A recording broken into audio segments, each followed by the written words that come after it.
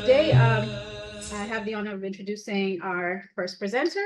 This is Dr. Dawit. He plays an important role in the Princeton Manuscript Project. We've been working with him for the past 2 years, and he's just such a wealth of knowledge. He is also a PhD student, if anyone missed that, here at Howard University. He earned a mechanical engineering degree at Virginia Tech at 2011. He studied Ge'ez at Debre Libanos Monastery for 1.5 years before he received his master's degree at Catholic University in 2020 in Ethiopic and Coptic studies. Dawit joined Howard University in the fall of 2023, and we're very, very grateful for it in the Department of African Studies. Dawit, we're so happy to have you here. Please come up to the front. And the presentation that he'll be given is on the long tradition of writing in Ethiopia and Eritrea. And after that, we'll have a Q&A led by our colleague, Wendy Belcher. Welcome, Dawit. Just a slight modification. It's an aspiring doctor since I'm still pursuing my PhD. So not quite there yet, but hopefully soon. Well, I'm excited to be here, and I hope you guys are excited for the first of a 4-day series of a workshop. I know there's been countless hours and meetings that took place in order to make this workshop successful for all of you. Can you put the presentation up? Yeah. And I know for me, being of the tradition, being from Ethiopia, I'm very thankful for all you educators to come here and take interest in Ethiopian and Eritrean history. Growing up here, I could never relate in history classes. I was just mentioning it earlier. And I had to take Virginia history. I'm like, I don't know why I'm not interested. And what I would have done just to hear the name Ethiopia in the classrooms, that would have done a lot for me. So again, I just want to say thank you for the educators coming here and taking interest in, thank you. And taking interest in the Ethiopian and Eritrean history and lessons and all that beautiful stuff. I also want to say, like many of you guys who've done workshops before, as interesting as it is, I know it could be overwhelming with some of the data, especially since you might be dealing with some material that you're not familiar with. But I think, I know, speaking for myself, the takeaway should be, if you're able to see something and think to yourself, you know what, I could probably incorporate that into my classrooms, I think that's a success. So all the data points, all the information, you're not really expected to memorize. You're not going to get tested on it or anything like that. So you will have access to this information. But I think really the takeaway from the workshop is, what part of this component can I really take back to the classrooms? And if we're able to do that, I think it's a success. So with that being said, I'll go ahead and start with a presentation on the long tradition of writing in Ethiopia and Eritrea. So the ancient language of Ethiopia and Eritrea is known as Ge'ez, or also Classic Ethiopic, or just Ethiopic for short. And the earliest written form of Ge'ez we have goes back to the 3rd century Common Era, which is really, really early if we think about it. But the tradition of writing goes back even earlier than that. And before the 3rd century Common Era, we have the Sabaean script, which is the language of the Old South Arabian language. And in addition to the Sabaean script, the Greek alphabets were being used to write in Ethiopian Eritrea in early periods. Around the 11th century Common Era, you see Arabic scripts being used to write, largely by the Muslim community. And today, Ge'ez script is used by several Ethiopian languages like Amharic, Tigrinya, and although I should mention that some of these languages have to modify for the changes in vocal characters. And I should also mention today's presentation is going to be on Ge'ez. So I know I talked about Sabaean, Greek, Arabic, and so on and so forth, but today's presentation will largely focus on Ge'ez language and Ge'ez script. Initially, Ge'ez texts were preserved in inscriptions, as some are in the form of monuments erected by the emperors. And these are emperors being emperors, talking about their conquests and all the people they defeated through battle and showing off to the rest of the world how powerful their nation is. And other parts of the inscriptions are dedicated to honor the divine, and other parts are also to honor the dead in grave sites. As I mentioned, the earliest form of writing were preserved in inscriptions and monuments. Slowly, it transitioned over to manuscripts. Now, Ethiopic manuscripts are crafted from animal skin, largely goat or maybe sheep. And the inks for the manuscripts are provided by putting together different plants, usually the black being the base of the text, and red, we call them honorifics, to write names of saints and so on and so forth. Among the Ge'ez manuscripts, the Abba Garima Gospels stand out. Those of you who may not be familiar with the Abba Garima Gospels, they're essentially a collection of 3 sets of Gospels, Matthew, Mark, Luke, John. So you have Abba Garima 1, Abba Garima 2, and Abba Garima 3. And it turns out that Abba Garima 1 and 3 are the earliest fully illuminated Gospels in the world. It's fascinating stuff. Now, depending on who you talk to, these manuscripts are believed to have been dated as early as the 4th century or as late as the 6th century. Regardless of which date you go with, they still hold the title of being called the earliest fully illuminated Gospels in the world. One fascinating thing about the Ge'ez canon is that it includes translations from languages like Syriac, Arabic, Hebrew, and Greek. And this is particularly important for scholars who focus on disciplines outside of Ethiopian Eritrean studies, because some of these works that are composed in their original language are lost, and they're preserved in their entirety in Ge'ez. So for scholars who focus on other societies, other literature, come back to the Ge'ez to see the translations that they survive in. And the Book of Enoch is a great example, where there may be fragments of it in other languages, but the book exists in its entirety in Ge'ez. So people need to come to the Ge'ez and look at it. Now we transition to the linguistic characteristics of Ge'ez. Ge'ez belongs to what's known as the Afro-Asiatic language family. And within this language family, we have the Semitic group. And these are the languages that you're familiar with: Hebrew, Syriac, Arabic. And when we compare Ge'ez with the rest of the Semitic language, we see some unique features. For example, a lot of these Semitic languages, as you may be aware, are written from right to left. But Ge'ez is written from left to right, which is unique. Most of these Semitic languages also use what's known as the Abjad system. So the Abjad system is a way to write focusing only on the consonants.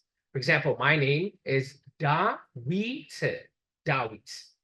But if you're using the Abjad system, you would write it using the consonants, the English equivalent of DWT. And it would be up to the reader to kind of guess how to pronounce my name, because the vowel systems are not represented in the characters. The same thing used to be true with Ge'ez. So it would be Dawata, and then the reader would kind of guess how to pronounce it. But something interesting happened around the 4th century Common Era. Likely through trade with India, they came across the Brahmi script, which has a unique way of representing vowel systems.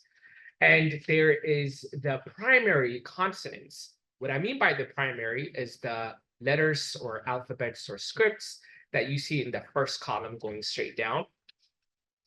And by slightly modifying these characters, you can accommodate for the vowel range of the language. So I'm going to skip over the first row, look at the second row. This is the consonant equivalent with the English L, the L sound. And if you go across the board in the second row, you guys could see that the characters look similar, but just slightly changed, right? So, for example, the first base is L, and then this accommodation makes it U. So you have the L combined with U, you get Lu. And then the third column, you have the E sound combined with the L sound, you have li. And then the A sound combined with L, you get la. A with L, le. I with L, li. O with L, lo. And you can keep going down the list. So you have, for example, I'm going to skip over the third row, go to the fourth. You have the M sound, and then I want everybody to do it with me. Me, mu, mi, ma, me, mo. And these are the vowel systems that go across the board. So when you're going down the list, you're looking at the consonants. When you're going across, you're looking at the vowel system. The script is known as FIDET, and that's what we refer to it as. And there are 26 primary consonants. And I should mention here, if you are familiar with the Amharic language, the table is a little bit longer than that. So we're specifically talking about Ge'ez. Amharic has additional letters. And with each consonant comes 6 additional vowel systems, which make it 7 total. So 7 range of vowel systems per consonant times the 26 primary consonants give you 182 unique characters for the table. Ge'ez also incorporates labiovelars, and these are sounds that require 2 consonants in one go. So for example, you have the English equivalent of te, we call it ka, combined with wa. It's not ka, it's not wa, it's kwa. Kwa. Then you have ga, and combined with wa, it's not ga, it's not wa, it's wa. You guys are doing great. You guys are doing great. Then you have ka, and you have wa, and you have, don't worry, I'm not going to quiz you on that. It's kwa. I know kwa is a little, so it's a little difficult. Then you have ha, you have wa, and you have hua. So these are the labiovelars. Now, to the English speaker, they look at this table and they're like, I'm never going to learn this. 182 unique characters. I don't have time for this. You know, how am I going to learn this language? But if you look carefully, you begin to see a pattern. And Ge'ez is beautiful in the sense that it has patterns, and it's a language of pattern. So you look at the second column, and you go down the list, and immediately you begin to see a pattern. And that pattern is the protrusion on the right side of the character near the middle. And that signals that the vowel system, so let's say you've never seen this character before, but you know the base primary consonants, and you see this modification, you know that value is a U vowel system. And you combine it with the consonant, and you can predict how it sounds like. So going back to the second row, the English consonant equivalent is L. Combined with the vowel U, you get lu. Then you go to the fourth row, you have the English equivalent of M. Combined with the vowel U, you get mu. When you have the English equivalent of S, you combine it with U, you get, look at you guys. Then you have the English equivalent of B, you combine it with U, you get ooh. This is how it works. So whenever you see the protrusion on the right, it's not always like that, but most of the time on the right side near the middle, it's an indication the vowel is U. As long you have to know the primary consonants, there's no way around that. But as long as you know how the primary consonants sound, then you can pick it up right away. Look at the third column. The pattern is a protrusion on the bottom right corner as opposed to the middle. And this equivalent is E. So you have L with E, you have li.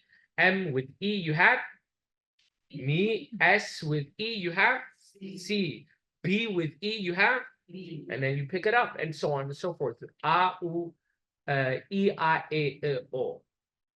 The 7 ranges of the vowel system.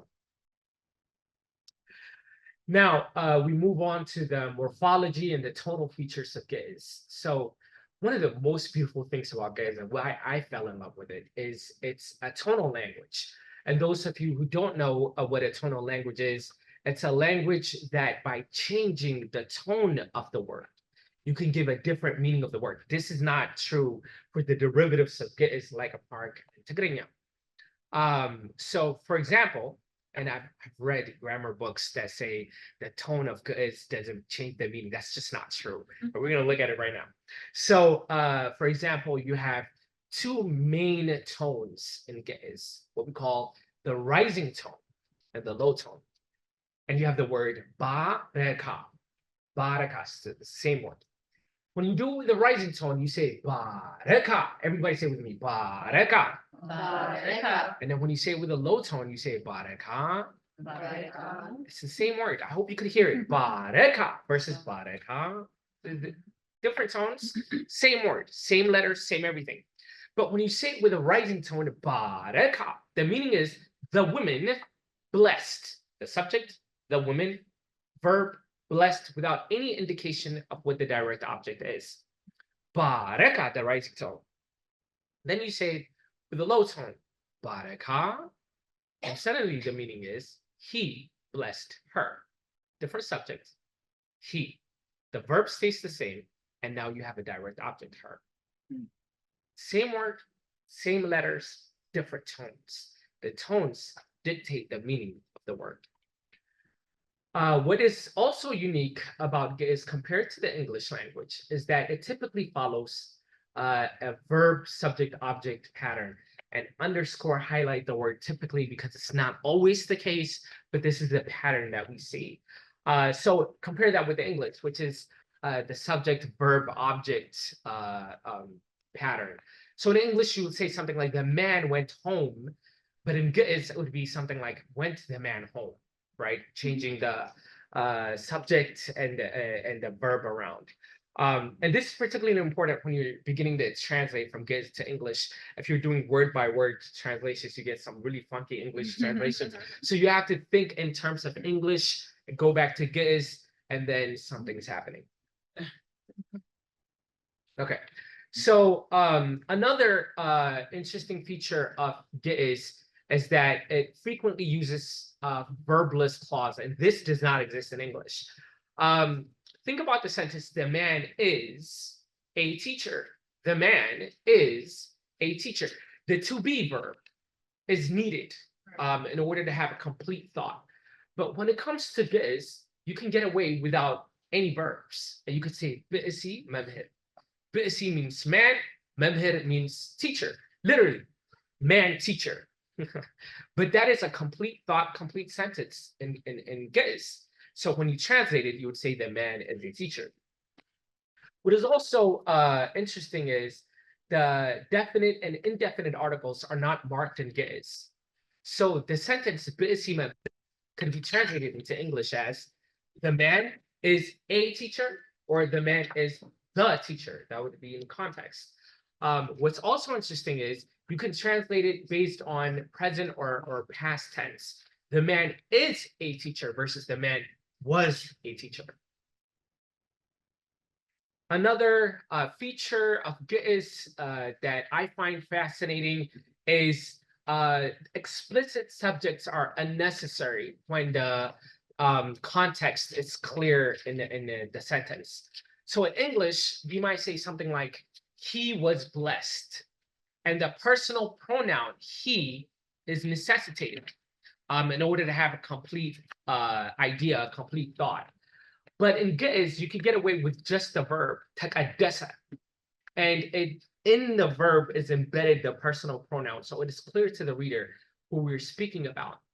Now, if the subject of the sentence changes, we can accommodate for this by changing the suffix and adding a letter, slightly modifying it.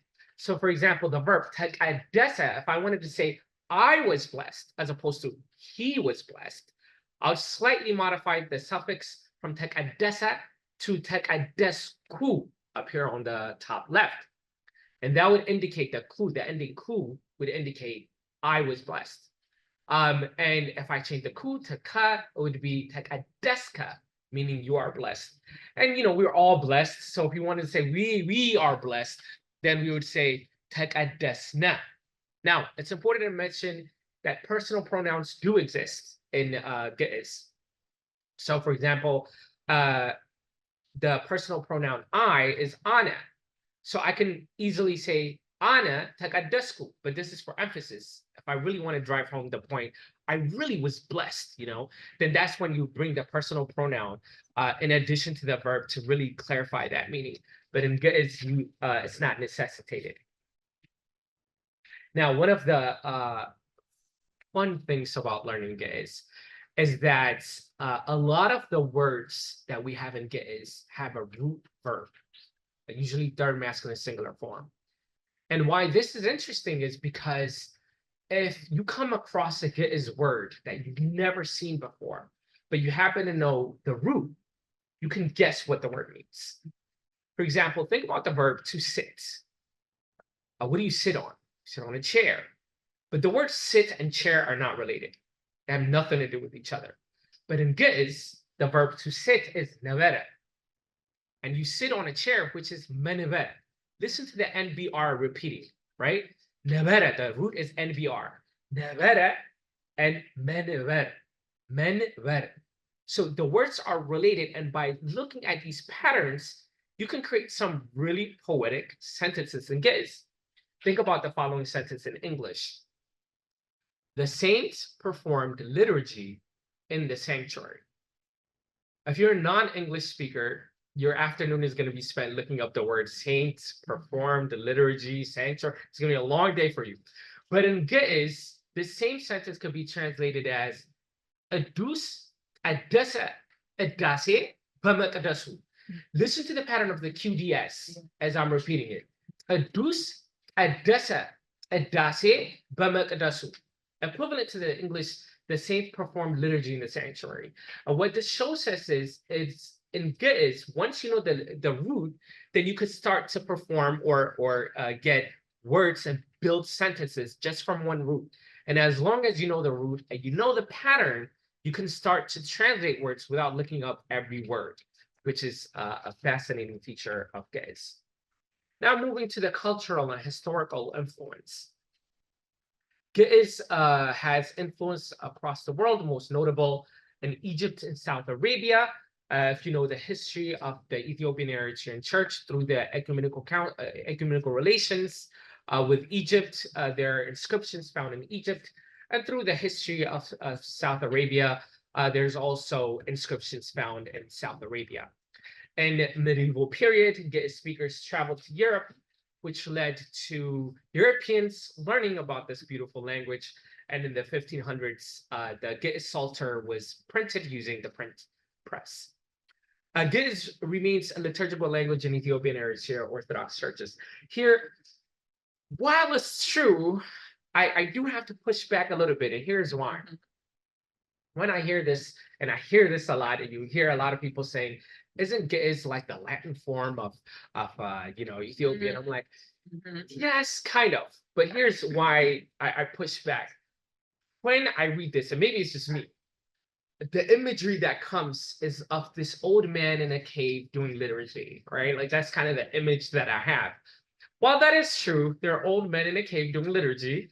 That's not the exclusive use of Ge'ez in Ethiopian Eritrea. Recently, I came across a TikTok group dedicated to speaking in Ge'ez for 2 to 3 hours a day for about 2-3 times a week. What is fascinating about this TikTok group is they're exclusively women. And not to show off or anything, but I went to a monastery. I learned in the traditional school of Ge'ez. I've come here. I've been trained in Ge'ez. I feel like I know the language. I can't keep up with them. Wow. And their level of Ge'ez is just amazing. They're not they're not priests or deacons performing liturgy. They're just fascinated about the language, which brings me to my point. There's a young generation that's really coming up, almost reviving the language, which is fascinating stuff to look at. So we're seeing a new pattern of Ge'ez taking shape in Ethiopia and Eritrea and outside as well. The language is also being taught in universities across the world. Of course, Princeton is one of them. Catholic University is another mention. We have in Hamburg University in Germany that teaches Ge'ez. Of course, many universities in Ethiopia and Eritrea are also teaching it. And Ge'ez is starting to make, or Ge'ez script is starting to make an impression across the African continent, there's more and more advocates recognizing that the derivative of Ge'ez language of Hark should be one of the African Union's official languages, which is pretty cool. In conclusion, Ge'ez remains relevant in today's global landscape. We were talking about it earlier. Ge'ez is not a dead language, regardless of what you hear anywhere. Its unique syntax and grammar offers a structured, accessible learning. Ge'ez testifies to Africa's rich linguistic heritage. And here's the part where I'm interested in it from the African studies perspective here at Howard. From African studies, we are often thinking about what did Africa look like pre-colonial era? It's an important question for African studies scholars. Here we have manuscripts written that date back to 13th, 14th century. The Abagarima Gospels goes back to the 6th century. So we have texts written by people pre-colonial era, and I think that's a fascinating thing. And these are African texts on African continents written by Africans for Africans. So this is really, really interesting to look for. And obviously, learning the language will help us unlock the untold African narratives. And that is it for me.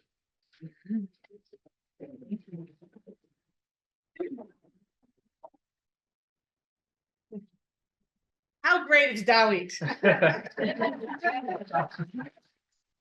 It's so awesome. You know, it's Dawit is a really rare person.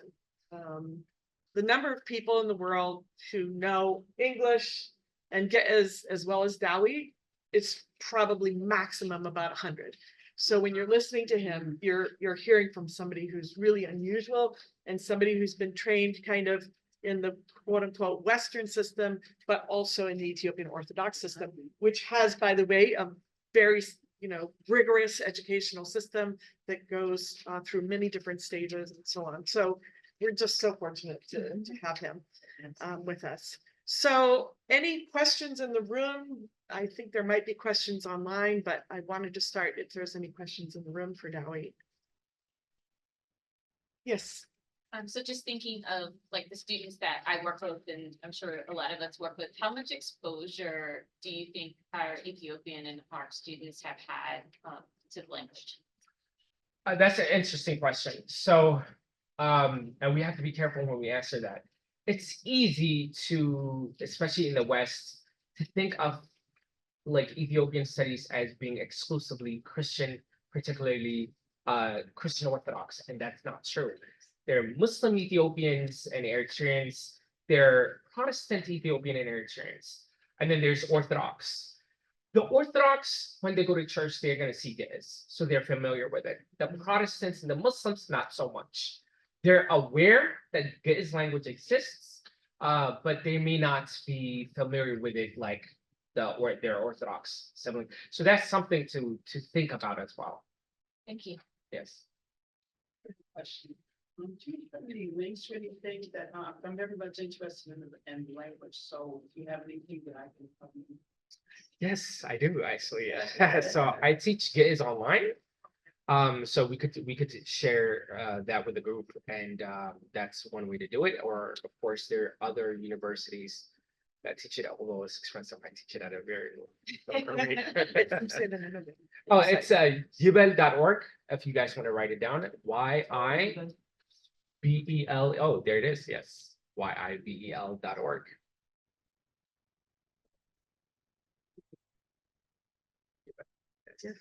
Yeah, I have to thank you so much because I've been to Ethiopia and Eritrea.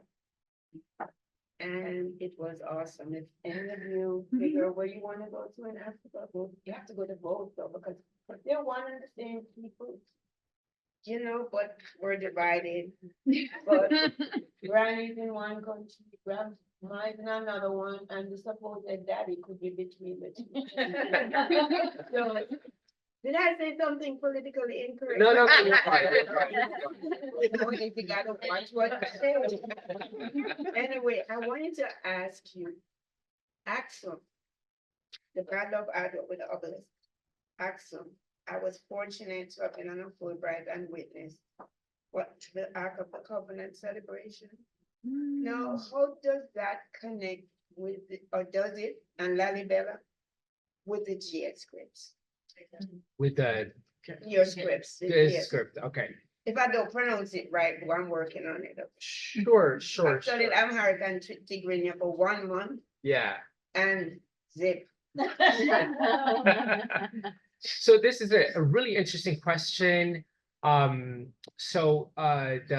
Kingdom of Aksum, which is one of the greatest empires that existed. I always like to talk about that. The historian Mani, or the historic figure Mani, claimed the 4 greatest empires in the world were China, Rome, Persia, and of course Aksum, which is really interesting. Aksum, an African civilization, was compared to Rome.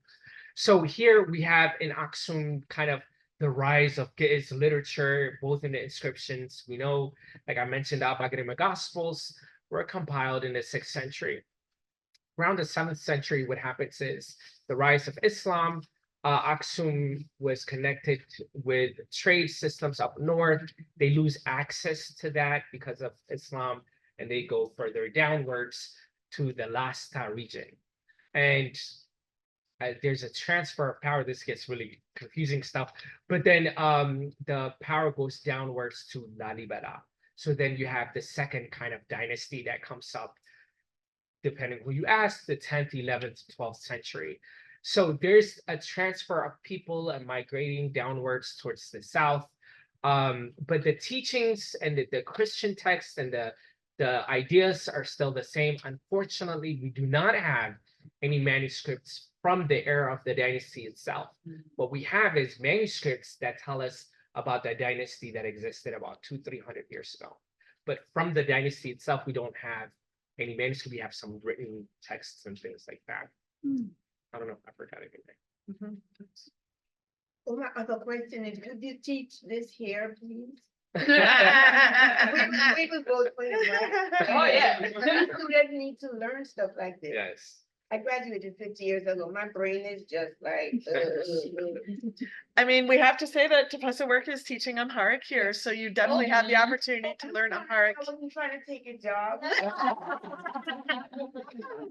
We could have 2 sections. Yeah. We talk to the president.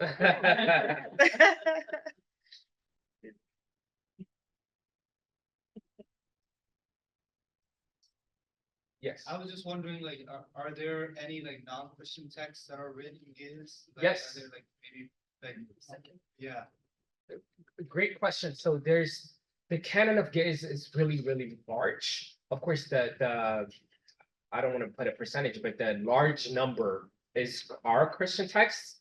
But we have history, we have philosophies that we have other kind of texts out there as well. Chronicles and things like that. So there are other non-Christian texts that are available, and I should say Willie Belcher just published with a team the philosopher Zeria Yacob and his kind of writings in English recently. So that's something to look at. That's a non-Christian text. So that's also available.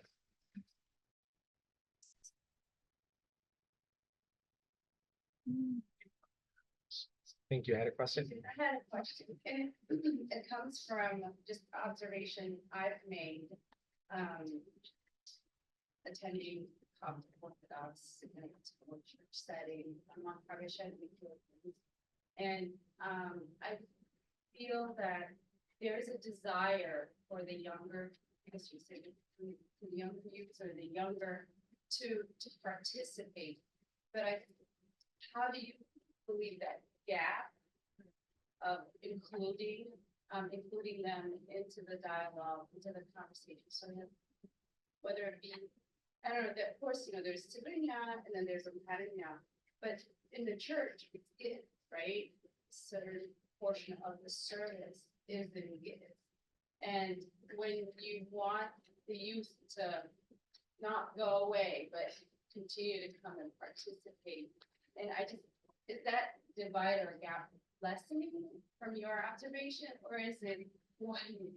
Yeah, that's an interesting question. So I'm a deacon in the church, so I serve, so I feel like I could answer this with somewhat confidence. So recently here in well, in Maryland, we established the first kind of church for the English community. And the service, the liturgy can't change it. It's solid. It's just you can't mess around with it. So it's good. But the services, the hymns and things like that are in English. This past weekend, I ran into one of my previous Sunday school students, and I said, I don't see you anymore. Why are you not coming? And she said, you changed it to English. And I was like, wow, like we did it for you, So what's interesting is it's this idea that we always feel like people behave the same way. They don't. And there's a group of youth that are really like they're born here, they're Americanized, they're like, you want the kids, you want the old way, we don't want to change anything. Then there's another group that's like, no, we need to change. We want the English, we want more of this, right? So you see this different things taking place. Again, when we're having this conversation, we should also think that this is exclusively for Orthodox students. And in the classroom, you guys are experts in the classroom, but it is important to not assume that the students are Orthodox. That they may be Muslims, so maybe incorporating something for the Muslim students as well, and the Protestant students as well, recognizing that not everyone is going to jump at this. Yes, I know that, right? Just remembering that everyone is, or just not religious.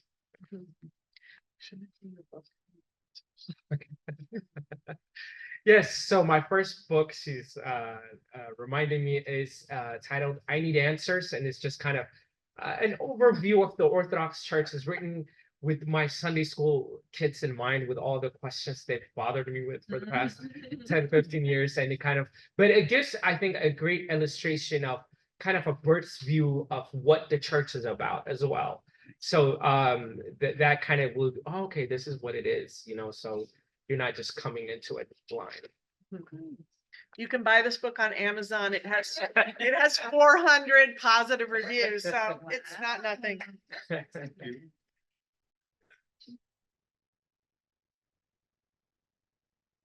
That's funny because one of the questions that I have brewing in my mind, I'm not always the best with words right away, so I've been thinking about it, is basically what access can we guide our young people to, or what can we use as resources in addition to us doing study, which is going to be at our level, at our adult level, right? But what can we use that's already prepared text that can kind of guide our young people into knowing more? So I Need Answers can help us to break things down, maybe to a younger level or a younger people's point of view. But are there texts, are there works, or even in progress that are designed to give access to non-native speakers, to non-speakers, of just small bites that we can help to introduce them to, that will support us in the classroom?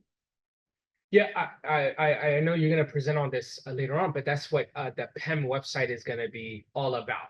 Yeah. So the Miracles of Mary, and I'm kind of getting into your presentation, but it's literally a library. So the beautiful thing about this is there are a bunch of stories in it.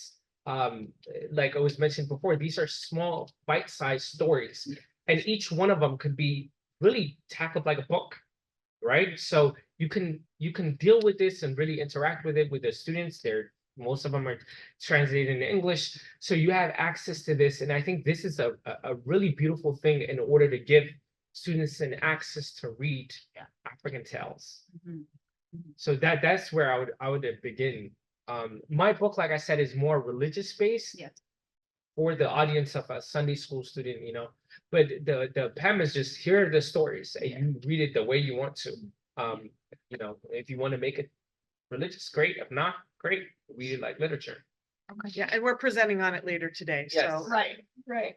As a follow-up, is there like a dictionary that we can like pull characters or pull words, vocabulary words, and maybe even do something like that allows us to access it just beyond the here's the translation and here's what it looks like? Because to the English eye, the text looks like a series of scribbles.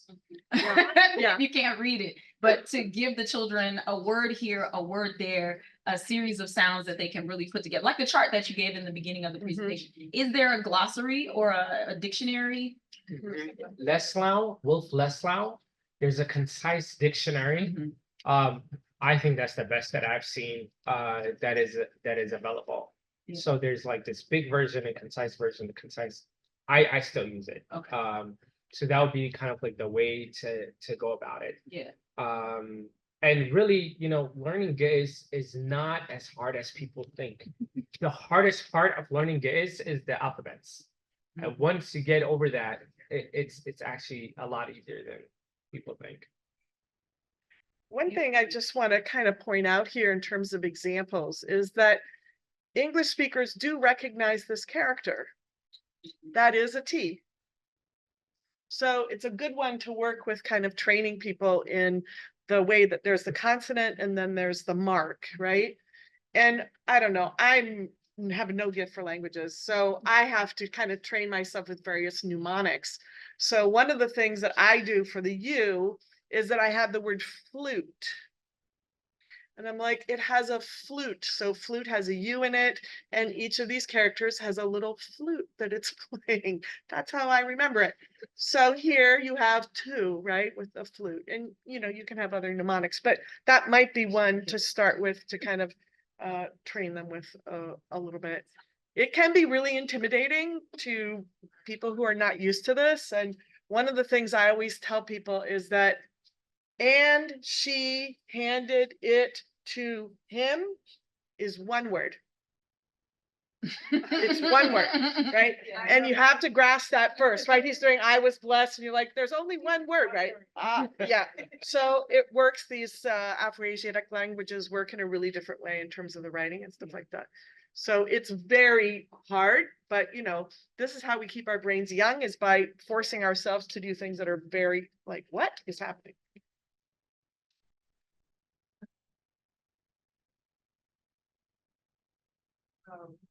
I'm glad you kind of made that comment. So I'm quite interested in, I guess, us, being adult learners and then learning a new language. And have you done any research on, people learning Giz and the cognitive changes or neuroplasticity that occurs? I'm just curious with that piece, and I'm glad you made that comment. And I think that would be, kind of good too, as well as look at the adult learners, and then also looking at younger learners, like kindergarten versus kindergarten, and learning the Giz language, and maybe having some evaluative markers that you're going to look at over a period of time, kind of seeing how that may transcend. That's like long-term research. Yeah. I'm just curious. Yeah, I have not done research like that, but one thing that I can testify to is once you learn like one language, learning the second one is a lot easier. I know, for example, one of the first, well, English obviously is the first language that I learned outside of ARC. Then it was Greek here, at Catholic University. And I was struggling. And I recognized very early on why I was struggling. It wasn't Greek, wasn't the difficult part. I didn't know what these words meant, right? They say morphology. I'm like, who's that? I don't know what these terminologies are. Once I recognized what it is, I don't know, I didn't grow up with all these technical terms for syntax and things like that. That's the hard part. So once you know what these terms are saying, looking at a grammar book is easy after. You can even teach yourself because you know what these words mean. So I think really getting over that hump of and grammarians, they write for each other. I don't think they write it for the general public. So that's part of the problem. But once you get over this, then I think it's easy to pick it up.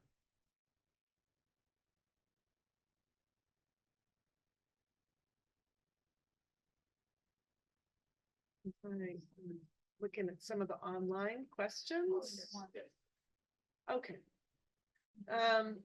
You guys can see this too, but I have a question requesting advice on how to respond to a student like I had last year. I teach at the University of Maryland, Eastern Shore and HBCU. I teach African history. UMES owns a collection of Ethiopian religious iconography, art and items. Interesting. Our gallery occasionally displays the collection. I took my students to the gallery to use it in our study world history. The ancient art surprised some students because the angels, the saints, as well as Jesus, Mary, and the apostles all had lighter skin than my students expected. This comes up constantly, by the way. One of my students was upset. He was angry about how and why this was. We talked about art and artists and the changing symbolism of colors, as well as the access to various colors and materials that artists may have. I'm curious, how would you respond to this student's reaction? I have a response, but I'm gonna. Oh, that's tough. Well, you know, to me, I think it's important to look at what's in front of you and just tell the story. I try whenever I'm doing research or anything like that, not to insert myself, right?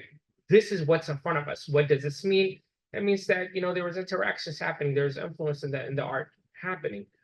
It's not for me to insert myself into that story. This is the story of the painting. It's telling us that there were interactions and Western influence was taking place, and all because we know there was, you know, dark images of Mary and Jesus.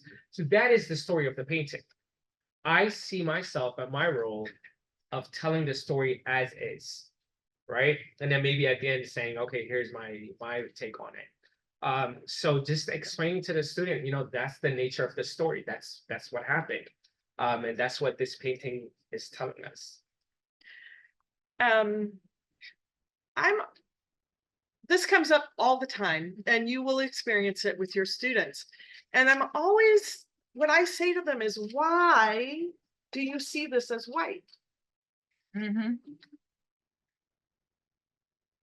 Like, I think people literally have a certain idea of what Blackness is, rather than, of course, the massive range in terms of human beings. But when I look at this, I'm like, this woman is depicted as an Ethiopian. The first thing that I would say about it is the huge eyes. Yeah. This is an Ethiopian kind of value, beauty, and so on. That is not the way that they depict Europeans, and we could show you a picture of Europeans. The second thing is the neck creases. This is a completely African, you see it across the continent. This is how you indicate a woman's beauty, is that she has a kind of pleasing plumpness to her, right? So I'm like, why are you only looking at what you, I mean, to me, this is not white. And also if you see hair and so on, you will see lots of Ethiopian characteristics or so on. So it may be that in fact you will see there can be quite dramatic racial characteristics in paintings. You will see that servants are painted darker and so on. But I'm also like, I think the way that Americans read race is often in a really unsophisticated way. And then in fact, a lot of these are depicting the Virgin Mary and Jesus and so on in very Ethiopian ways. And I am by no means an authority, but what I see immediately is the availability of contrast. When your base is lighter, you're able to show more features. You're able to show more contrast. Those neck rings would not be as pronounced if the skin's base color was darker. So like if we look at it from just an artist, just color law perspective, then we're pulling ourselves from that tendency, that very Western or very North American, United Statesian tendency to look at things from a perspective of race. And we're just looking at the quality of what is this artist able to depict based on the color choices that they have. And that was something that popped up for me just in how the question was written, because what are the materials that are available? What is the range of shades of color that's available for them to paint with? So that's another piece of it. There's just like you were saying, just other ways to look at it and approach it without that being in the front of our mind. That's such a great point. And one of the things, we do have an art expert on art here who will be talking tomorrow. But one of the things I would say here is that they're not depicting them as white, they're depicting them as shiny. Because gloss is also, right, to not be dry, right? And that is also part of what they're trying to depict here about the beauty of the person. It's a reflective light rather than an actual color of the skin. I'm just gonna say that, like, if you're in the presence of divinity, so the you know, the light They're is glowing. shining, so yeah. Yeah. So thank you so much for that question, because if you do this, believe me, this will come up. Yeah. I agree with all your points, but the other part is you can't deny the influence that colonialism and Western interaction have had on lightening the tones. Because if you go to the older versions, for example, my family's from Konde, and I'm not sure what that monastery is called, but it's like the only one that didn't burn down at some point. Isn't that Sukatu? Okay. It's like about 500 years old or whatnot, and the images are darker. You know, you're not gonna find light skin images like that, or if you go, I mean, this one is not recent, right? This is when is that? late 1600s, early 1700s. All I know is, okay, maybe. We're gonna have a presentation tomorrow by Jenica, and you'll see the whole Maybe I'm range. wrong, but But No, you're not wrong, that you Yeah. will see definitely darker earlier. And I think to his point, something happens when you go to the city. And it is, I can't tell you the number of, so there's a large number of African Americans coming to the church, really interested in the Ethiopian history. And they walk into a church and they see very European depictions, and they are popular. Very popular, especially in the city. So I agree with you, and I thought that's where the question was headed, is there is a trend, knowingly or unknowingly, to kind of go towards this kind of European model of Jesus with blue eyes and blonde hair. That does exist, and it has to be addressed. It has to be addressed. That is the thing. Yes, I agree. I think there's different. You could look at the hair and things like that. That's very uniquely African. Even the depictions of the angels being only head, and we could get into that, right? But there is another part of the story that I think it may make us feel uncomfortable, but it is part of the story that needs to be told. Is there somebody in there? I was gonna say that I just wish there was more variation, you know, like there's so much variation in them. And there is, even in it's just Africa is also, there's colorism, it's just it, and I wonder how far it goes back, but if you're saying this painting is from 1600s, is that? So it just is, but I understand your point that this is telling a story and that's part of the. So, but you know what's funny? My sister was like, "Oh, you're holding something that looks like it." You're smart. So I you can't leave your children 6 and 8 years old. So it's just so I'm enjoying this whole time. Education. If I can just say one last thing too, also, is that Ethiopians often describe themselves as red. So you can see also that she has a redness to her face. Yeah, I'm from Jamaica, right? And I'm deeply concerned about this. You know, my PhD is in all of that connection of Jamaica to Africa.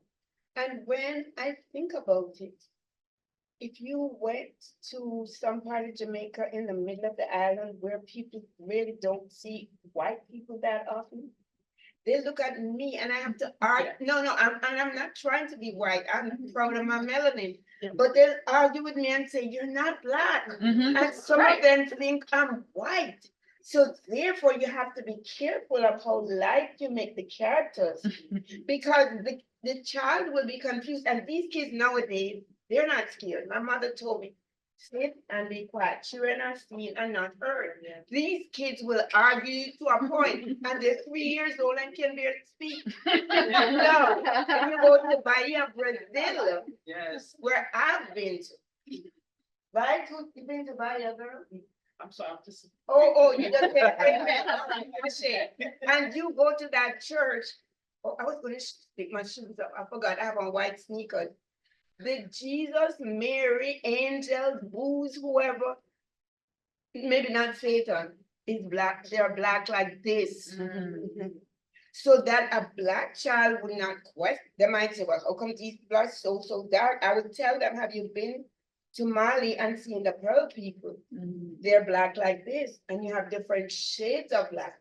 But to tell my child that Jesus was not really, so that's what that's telling them. I don't care how you're gonna make the bead bling then, have bling bling right here, no, they are bling bling. So make the person the right color and make it bling. Okay. So just to say, somebody was commenting online as well. Maureen, if I may, we talk about this in my art history class often. In the ancient world, skin tone often referred to gender. I guess presumably the idea that a woman was lighter. In Egypt, that's the case. you So can the see- women are always portrayed lighter than men. Than and men. It was gender and not race. You see? Exactly what That's she's interesting. Egyptian and Greek art as well. Women tend to be lighter. And I agree. I often have to point out that there is more range in skin tone than a binary. So really important discussion. We're getting to kind of our time here. So just to say one more, how might the image of Mary being highlighted and larger than the others in the image be related to and evoke the historical matriarchal line that Africa was fortunate? How do these images relate to Cheikh Anta Diop's and Ife Amadou's perspectives on African matriarchy? I'm gonna say we're gonna talk about that tomorrow. So make sure you come here. Jennifer will be here. And I think the others are just kind of commenting on this issue. Okay, I'm gonna, I think. we-